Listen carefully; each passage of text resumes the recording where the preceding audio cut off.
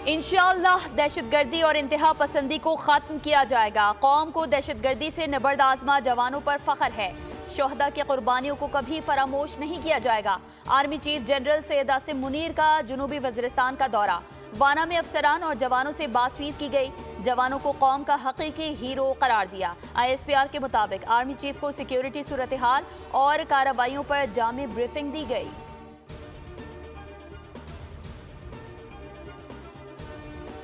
और जुनूबी वज़ीरिस्तान के इलाके मकीन में फितना अल खवारिज के 7 फायरिंग के तबादले में शहीद की नमाज जनाजा बन्नू कैंट में अदा कर दी गई।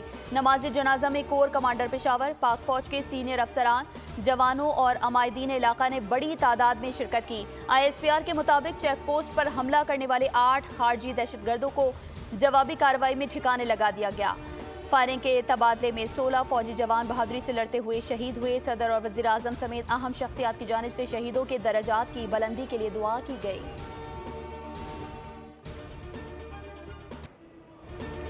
रूस में भी 9/11 की तर्ज का हमला। यूक्रेन के ड्रोन्स ने मॉस्को से 500 मील दूर शहर काजान के बुलंदवाला रिहायशी इमारत को निशाना बनाया। हमले में कोई जानी नुकसान नहीं हुआ। शहर का एयरपोर्ट चंद घंटों के लिए बंद करना पड़ा। रूसी वज़ारत दिफा ने बताया कि एयर डिफेंस सिस्टम ने 3 ड्रोन्स फ़ज़ा में ही तबाह कर दिए। रूस की वज़ारत ख़ारजा की तर्जुमान मारिया ज़खरोवा ने हमले की मज़म्मत करते हुए कहा कि यूक्रेन अपनी फ़ौजी शिकस्तों से दिल बर्दाश्ता हो गया है और पुरअमन शहरियों को निशाना बना रहा है।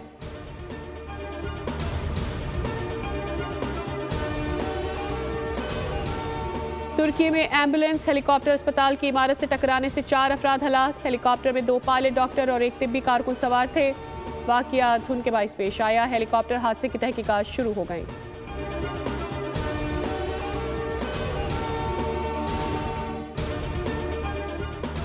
यमन पर हमले के दौरान अमेरिका ने गलती से अपना ही तैयारा मार गिराया।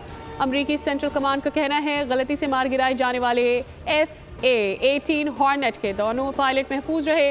तहकीकात शुरू कर दी गई हैं। अमेरिका ने यमन में हौसियों के ठिकानों पर हमले किए। हौसियों का एंटी शिप क्रूज मिसाइल भी मारा गया। इससे कबल हफ्ते को यमन से हौसियों ने इसराइली दारकूमत तेल अवीव पर मिसाइल हमला किया था, जिसके नतीजे में 16 अफराद जख्मी हुए थे।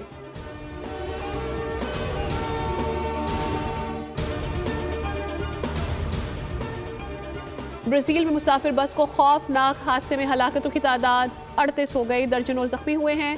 हुकाम के मुताबिक बस का टायर फटा, जिससे ड्राइवर ने कंट्रोल खो दिया और गाड़ी एक ट्रक से जा टकराई।